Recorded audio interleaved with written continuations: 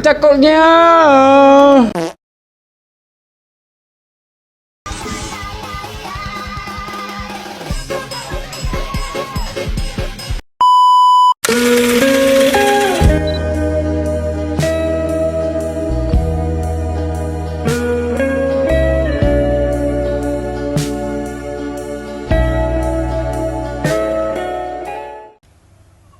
Assalamualaikum warahmatullahi wabarakatuh.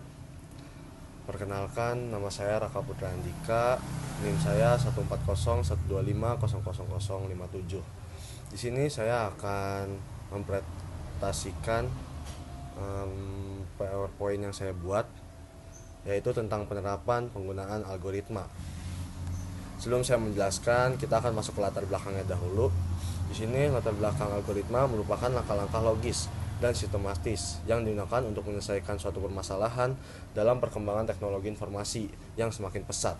Algoritma memegang peranan penting sebagai dasar dalam pembuatan program komputer dan sistem informasi. Tanpa algoritma yang jelas dan struktur, proses penyelesaian masalah akan menjadi tidak efisien dan sulit dikendalikan. Penerapan algoritma diperlukan untuk memastikan bahwa suatu permasalahan dapat diselesaikan dengan cara yang tepat, cepat, dan akurat. Algoritma membantu programmer dalam merancang alur kerja programmer sehingga program dapat berjalan sesuai dengan tujuan yang diinginkan. Selain itu, penggunaan algoritma yang baik juga dapat mengurangi kesalahan error, mempermudah proses pengembangan, serta memudahkan pemeliharaan sistem di masa mendatang. Rumusan masalah. 1. Apa yang dimaksud dengan algoritma? 2. Mengapa algoritma penting dalam kehidupan sehari-hari dan dalam bidang komputer? 3. Jelaskan cara penyajian dan struktur data algoritma. 4. Contoh algoritma beserta penerapannya dan cara penggunaannya. 5. Bagaimana peran algoritma dalam membantu menyelesaikan masalah secara efektif dan efisien. Tujuan penulisan. 1. Untuk mengetahui dan memahami pengertian algoritma. 2. Untuk menjelaskan pentingnya algoritma dalam kehidupan sehari-hari serta dalam bidang teknologi komputer. 3. Untuk memahami cara penyajian dan memahami contoh-contoh struktur data algoritma. 4. Agar tahu contoh dan penerapan dan cara penggunaannya. 5. Untuk melatih kemampuan berpikir secara logis, sistematis, dan struktur dalam menyelesaikan suatu permasalahan. Pengertian algoritma. Pengertian algoritma adalah serangkaian langkah atau instruksi yang disusun secara logis dan sistematis untuk menyelesaikan suatu masalah atau untuk mencapai tujuan tertentu. Langkah-langkah dalam algoritma harus jelas, terurut, dan dapat dipahami sehingga dapat dijalankan dengan benar. Dalam bidang komputer dan pemrograman, algoritma digunakan sebagai dasar dalam pembuatan program. Algoritma membantu menentukan alur kerja suatu program agar dapat menghasilkan output yang sesuai dengan input yang diberikan. Tanpa algoritma, sebuah program akan sulit dibuat dan tidak terstruktur. Secara umum, algoritma tidak hanya digunakan dalam komputer, tetapi juga dalam kehidupan sehari-hari seperti langkah-langkah membuat makanan, aturan bermain, atau prosedur kerja tertentu. Kita masuk ke pentingnya algoritma dalam kehidupan.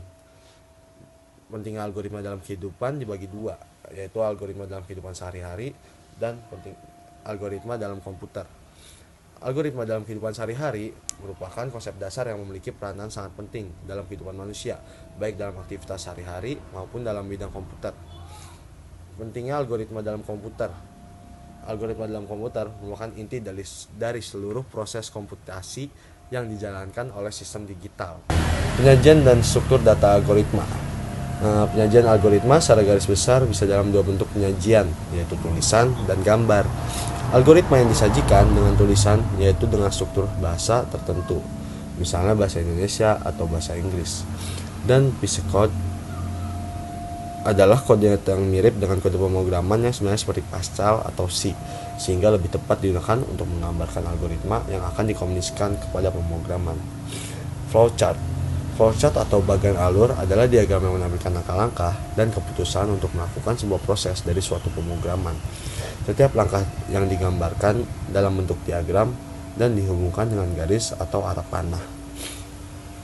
Tujuan utama dari penggunaan flowchart adalah untuk menggambarkan suatu tahapan penyelesaian masalah secara sederhana, terurai, rapih, dan jelas dengan menggunakan simbol-simbol standar. Flowchart dokumen.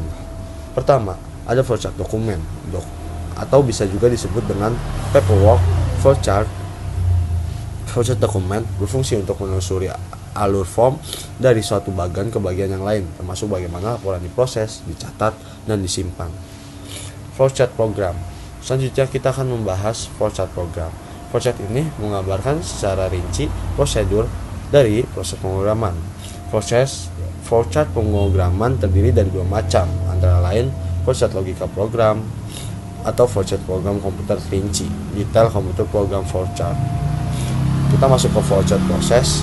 Flowchart proses adalah cara menggambarkan rekayasa industrial dengan cara merinci dan menganalisa langkah-langkah selanjutnya dalam suatu prosedur atau sistem. Lanjut, flowchart system. Yang keempat ada flowchart system. Flowchart system adalah flowchart yang menampilkan tahapan atau proses kerja yang sedang berlangsung di dalam sistem secara menyeluruh. Selain itu, flowchart system juga menguraikan urutan dari setiap prosedur yang ada di dalam sistem. Masuk ke flowchart schematic. Terakhir, ada flowchart schematic. Flowchart ini menampilkan alur prosedur suatu sistem hampir sama dengan flowchart system, namun ada perbedaan dalam penggunaan simbol-simbol dalam menggambarkan alur. Selain simbol-simbol, flowchart schematic juga menggunakan gambar-gambar komputer serta peralatan lainnya untuk mempermudah dalam pembacaan flowchart untuk orang awam. Jika sisa bagi sama dengan tutup kurung, berarti bilangan yang dimasukkan adalah bilangan genap. Jika sisa bagi tidak sama dengan 0, berarti bilangan yang dimasukkan adalah bilangan ganjil. Selesai. VS Code. Istilah VS Code terdiri dari dua gabungan kata, yaitu kata pseudo yang berarti semu dan kata code yang berarti kode. Pseudo code atau kode semu dapat diartikan sebagai deskripsi dari algoritma pemrograman yang dituliskan secara sederhana dibandingkan dengan sintaksis bahasa pemrograman. Tujuannya agar lebih mudah dibaca dan dipahami manusia. Namun, pseudo code ini berbeda dengan bahasa pemrograman yang mempunyai aturan pada penulisan kodenya. Pseudo code cenderung tidak mempunyai aturan penulisan secara spesifik maupun baku, dan aturan ini disebut dengan sintaks. Itulah sebabnya pseudo code tidak dapat dipakai untuk penulisan pemrograman pada komputer dan hanya dapat membantu proses penulisan algoritma saja. Penulisan dan VS Code ialah kode yang dipakai saat melakukan coding seperti BASIC, Pascal, C++, dan yang lain-lainnya. Setelah mengetahui pengertian dan fungsi pada VS Code, kamu juga harus mengetahui notasi apa aja yang digunakan untuk mengetahui proses yang terjadi. Berikut adalah tahapan notasinya. Input digunakan untuk menunjukkan proses memasukkan suatu isi variabel. Output digunakan untuk menunjukkan proses keluar yang terjadi. While digunakan untuk sebuah perulangan yang memiliki iterasi awal. For digunakan untuk sebuah perulangan perhitungan iterasi. Repeat until digunakan untuk sebuah perulangan yang memiliki kondisi akhir. In then else digunakan untuk mengambil sebuah keputusan dari beberapa kondisi. Kita masuk ke struktur dasar algoritma. Struktur dasar algoritma merupakan langkah-langkah penyelesaian masalah dapat dibedakan menjadi beberapa struktur dasar, yaitu struktur urut, sequence, struktur pemilihan, selection, dan struktur pengulangan, repetition. Struktur dasar urut, sequence. Struktur dasar urut adalah untuk yang digunakan untuk mengerjakan jenis program yang pernyataannya sekuensial atau berurutan. Struktur dasar pemilihan, selection. Struktur pemilihan adalah struktur yang digunakan pada program yang memerlukan proses pengujian kondisi untuk mengambil suatu keputusan apakah suatu baris perintah akan diproses atau tidak. Struktur dasar pengulangan, repetition.